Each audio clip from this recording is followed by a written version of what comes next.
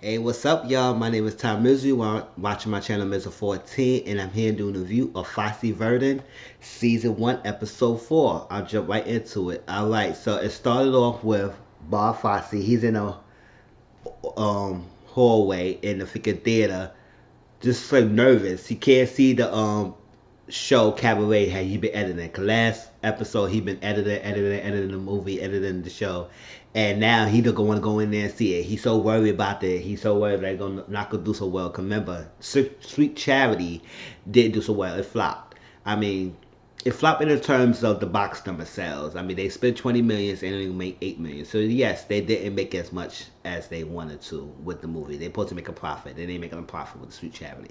Even though Sweet Charity is still being played, it's still being watched, and it's still being used for productions around the world, even as today. So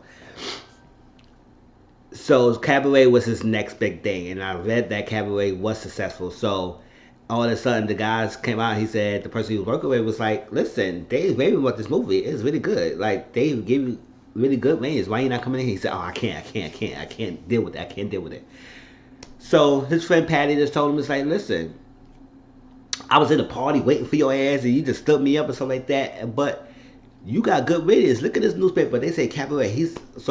Cabaret was so good. It was so wonderful. It's like mind throwing. It's mind boggling. It's so refreshing. It was good." And he was getting all these good reviews. And Bob Fosse didn't want to believe it. He said, "Really, really?" So he's feeling himself now. It's coming good because Sweet Charity did so well. So he was nervous that Cabaret is gonna flop. But obviously Cabaret did flop. It was successful for him. So he moving on to his next big project was Pippin, was another play I have seen before, and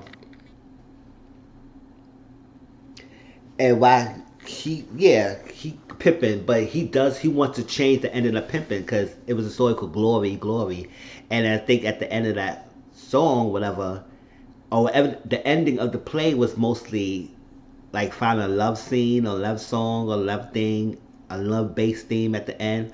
But he don't want to do that. He wanted the ending to go like dying for his death or something like that, turn himself fire. He said, "You want him to kill himself?" At the end, he said, "Oh yeah, that's exactly what I want him to do. Send him on some fire. It's no love story. I don't like that." So I was like, "Oh, okay, okay." Just remembers his old life. He married, but right now his love life is non-existent. All he is feeling the void of not being wanted is sex and drugs and partying and women. So that's what he's doing. Not only he's just doing that to numb the pain that he's having, just to feel the void of not being with his home and his wife and his daughter and stuff like that. But he just doing him. But right now his freaking career is skyrocketing right now. On the other hand, Gwen is not so much in a successful streak as much as her husband Bob. While Gwen went to see Joan Simmons at the hospital, Joan is right now. I don't know what she's suffering from, but she's just in the hospital, and it seems like it's not looking good for her. She look like she's not coming out the hospital. It looked like she don't have much time to live. So she just told Nicole, was like, told Gwen to say, let's look out for your daughter. She needs her mother and everything because I might not be around for longer, and it just sucks that I might have to leave my own child and husband away, and you need to look out for her. So do that for me, because at first Gwen was like, nah, she was paying her food, hospital food, and everything. They was having a good time. They was laughing. They had a good time.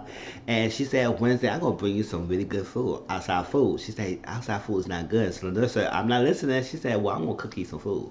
So like that. And the next time she came, that's what she told. She was like, listen, I met this guy named Ron. He's do this and do that.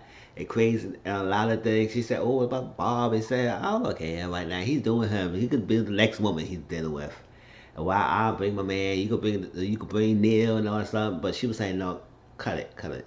I'm not gonna call on him. I'm not gonna call on you." Like I said, the doctor came to see Neil last week and gave him some news, and Neil come in with like pale as a ghost. And he just said the doctor asked him for some tickets for a play, whatever, and he just was so sad. And he was like, "Listen, that's what she told Gwen. Take care of your daughter." And she said, "I remember the time when we was together and everything, and we had kids together, all that stuff, and raising our kids, and they close towards each other. But I regret that I never did anything different or spend more time. So now she's like, you telling spend more time with your daughter. Don't be mean when you spend all this time and you haven't done anything with your daughter as much. So bring the memories. Basically, that's what she was trying to say. All right, so Bob is working on the new his new project Pippin, and he talking to the actors, and actresses, and trying to get them to tell this theme, the story, whatever he want to do and stuff. But at the same time, he's flirting with the females and a couple of them flirting with the females. It's like he's back to his old self again. He's still doing what he's doing, still cheating around, still misogynistic. Like he just so, oh my gosh, he just too much chauvinistic and type of personality. It's like that. He gets what he wants. He's so successful now. People riding his wave. So he said, "Oh, Bob Fosse this, Bob Fosse that." So his name is out there. So now he's feeling himself that he can do whatever he want. And girls at the even today, girls see a guy who's really good financial status or good up there and got that fame. They gonna fall for you and they gonna do what you want and sex or stuff like that. Just to feel to have a piece of you. So that's what it was. So he was lining them up. He said, "Oh, can you meet with you today? I meet with you next day." All this was that, all craziness. So it was like it comes to a point where it's like you doing way too much bomb now, really. And Gwen is like she just had enough. She knows she cheated with him. He cheated with her on and she find out, and she knows she's still doing. So she just had enough with him. So that's what she doing with her. She got this guy named Ron that she dealing with, and it is what it is, right? So Gwen is asking Bob to come support her because while his freaking career is skyrocketing, she is not as much because she just so worried about this play that she's doing called Children, and it not do as much as she wants it to be. And she said it's not good. He needs to work on it. He cut a lot of things off. So like that, can he come before the opening of the show and give him some pointers to tell him how to do it? He said, "You want me to come and tell the director how to write his play?" He said he value just come and do it. And he said, "Okay, okay, okay."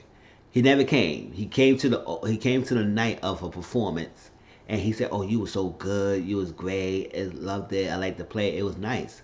But she said that, listen, the director told me ahead of everybody else because he didn't want to alert anybody else. But the play they said is catastrophic.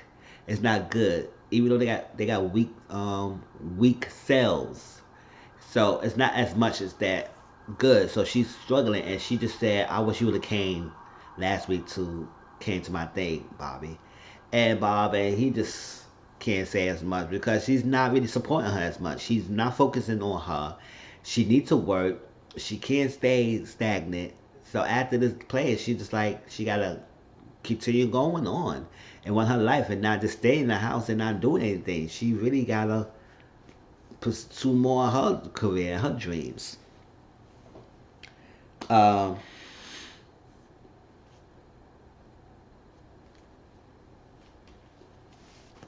all right, so at the end of the set, because during the time that before they continue another rehearsal, Bob asked Sherry, this lady, to come with him and say, talk to her, go outside. So he's walking her out and they walking down the street and everything. And he just really like her. He says this number that I want you to do it. And it's going to be two pairs and two people, one in the center and stuff like that. And she just really excited about it. Really excited. And she said, "Oh, that's good." He said, "Oh, let's work on it. Let's talk about it. Let's talk about one of them." She said, "Oh, I can't. I can't." He was kissing her. He said, "Can't give me kiss." And she's trying to play it off like she didn't want to do it. She said, "I got a boyfriend." He said, "Oh, okay. It's fine with me." It's like that. And he said, "He won't know. I won't say nothing." And she said, "Oh, she said, give me a real kiss." Try to do it off. She played it off, played it off. It comes to the point that he kept going. She said, "Stop, Bobby. Stop, Bob. Stop, Bobby. Stop. Stop. Stop." And just kick him in the nuts, and he said, "Oh," and she just said, "Oh my gosh, I'm sorry, I'm so sorry, I'm so sorry, so sorry." I just, like, went inside. So the next day, when the rehearsal, they was performing and rehearsing the dance, and he kept riding her coattail, and they kept making him stop over, stopping over, start over, start over, start over, start over, start over, and she just not getting it. He just had enough of her because she played him. I think that's what's the part. It wasn't about her dance abilities. I mean, her dancing was off a little bit, but at the same time, he feels that she rejected him and his advances and stuff like that. He was not having it, so he replaced her with Katie. It's like that, another woman who wasn't giving him the time of day like that as much. So Gwen came and seen him, and she was telling him to say, "Listen, the lawyer came, and we got to go to get Chicago. We got the rights to do Chicago." And Chicago was another well-known play that's still being used now. It's in Broadway, everything. Chicago, you ever saw the movie, the play? It was really good, and it's based on a crime drama series, it's like that.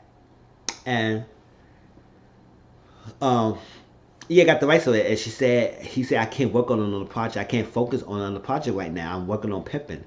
And she said, well, come on, I need to work. I can't just stay around. I need to do it. So okay, let's go on. Let's do it. And she needs to do it. All right, so she was looking at him. She said, "Oh, you placed Katie," and she said, "Oh, was it dance ability or she was we got duped?" And he said, "Oh no." She said, "Oh, well, it's both and everything." And she knows him well because she knows his game, and at the same time because he did that to her while he was married to Marianne. I was like that. So he knows the game. Or Joanne. I think he was married to Joanne at the time because he got Joanne from Marianne. So it was Joanne at the time, and he got her the same way he was getting these little chicks. So it was like she eats his spot, and then it was like Katie or stuff, and she said, "Oh, she's good."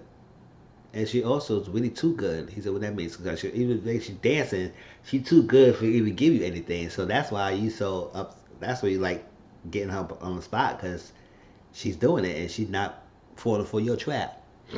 And he ain't saying nothing much about that. But she did tell her that Joanne Jones is in the hospital and you need to see her and she don't got much left. She got a month left, so you better come and see her. And he was like, stunned. Alright, so during the time, later on, Sherry said she wanted to see Bob and say, you know what, I know my dance hasn't been good. I would do better. I would do better. And she said, can I buy you a drink? He said, oh, I don't got the thing on right now. If I'm gonna be safe around you, she said, oh, it's gonna be safe. I said, oh, okay. She gonna try to do something to sleep with her. All right, so during this time, Bob is nominated for freaking Oscar, 3 Emmys, 2 Tonys, really good awards. So he got nominated. He won a lot of these things from Pippin, for Cabaret, for mostly those 2 awards. I mean, he probably got others for like best director, best choreography. It was also Bob. But during the midst of he getting all these awards, he's not really happy. It's like I guess yes, he's successful, but how much of success is willing for his happiness? He's not really happy as much. He's doing a lot of drugs. He's sexing different women all the time. He's partying too much, and it's like every time he's winning, he's just going more deeper, taking no pills and everything, and he's just addicted. And well, of course, he's really not happy. And even his friend Patty was like, "Listen, you gonna do all that? Is it worth it? Because at the end of the day, you a shit show. People who support you are a shit show. So what it is that it is worth. What's the meanings of these trophies if nothing's going on and you just a screw up basically." So at one time, Bob asked before he started getting his awards. Bob asked Gwen to call Gwen because he always does. He always call on Gwen, asks Gwen to help him. But when she asks him to help her, he don't really be around to really help her like that. And he take her for granted, but he always want her to help him. And that's how it usually is. Men don't want to take the woman for granted, but expect the woman to always support him. It's like, come on, it go both ways. So she said, no, I'm not coming to Washington on stuff or click. And so all that stuff, he was winning these awards. He just wasn't too happy. So at one point, I guess he packed up all his thing, packed up his bags, his trophies, and went to Gwen's house. Went to lay in the bed with Gwen, and she got startled because she was in the bed with another man, Ron. And she said, "Shit, I'm gonna do me." And he punched, Rob punched Bob, and he said, "Who's you?" He said, Ron, I'm sorry, I didn't know that was you and stuff. So at the end, Bob is thinking about it. He tried to kill himself because he gets daydreaming and he's seeing all that stuff. He's looking outside and he looking like he was about to end everything. So it was another piece called Glory, Glory, and it's basically a part of the ending that he wants, when he wants to have the guy kill himself. So he's thinking about the ending of it and how the impact of that movie will be. And I don't know, I forgot what Pippin, how Pippin ends, but he's at impact of the movie, and the people he sleep with, even the main male dancer, even his best friend Patty, even Gwen was in the musical saying, "Oh, do this, go ahead, do what you gotta do, and cut and not cut, but fall off, jump off the bridge. He does. This is the ending you want. Use nothing, all that stuff. You get whatever you want. So just do it." And basically, it's his subconscious trying to tell him to do it. But then his good conscience is like that. His daughter, he started talking about his daughter after he was going out the window. He said, "Oh yeah, I'm gonna do this. I'm gonna do it." He got out the window and he started thinking his daughter said something. It was talking, and it was his conscious about his good side. And his daughter was putting something different, and so he started thinking this over, and as his mind is battling back and forth, and he's going crazy in his mind. He could pick up the phone trying to call the 911, and she said, "Hello, 911, what's your emergency? What's the emergency? What's another emergency?" He not really saying anything, and they would say, "Oh, you a coward, you compromising, you changing it, you gonna change it now, you gonna change the ending." It's like that. You gonna change your you go back in your word. You say you're gonna do this, but now you gonna think it over. You gonna change it, and it was like that. And then all of a sudden, he woke up in a psychiatric ward clinic, and he was there for a while. He woke up in the psychiatric clinic in the bed, looking around, and see what's going on. And he's okay. I guess he just got a psychiatric break, and he just had to. I guess he just got to do with that and move forward, because he's just a mental breakdown right now. And it's all on him. Even though he's rise of power, it wasn't as great as much. Even though Gwen is struggling, she still do what she gotta do, and she's been happy. She's been supporting her husband at the sidelines, but she needs to do her life and see what she gotta do to move on. So that was it. I really enjoyed this series. I really enjoyed Fosse Verdon. It tells me the life about Bob Fosse and Gwen Verdon, about their lifetime and their peaking back in the days and how they was become. And I enjoyed it. I really loved it. Like I said, it's on FX. If you want to watch it on FX, it'll come on every Tuesdays. And I see y'all later next week. Please like, comment, subscribe to my channel. Hit that red subscribe button to support my channel and get my numbers up. And I see y'all later. And I appreciate everyone who has been supporting me so far. Thank you. Peace.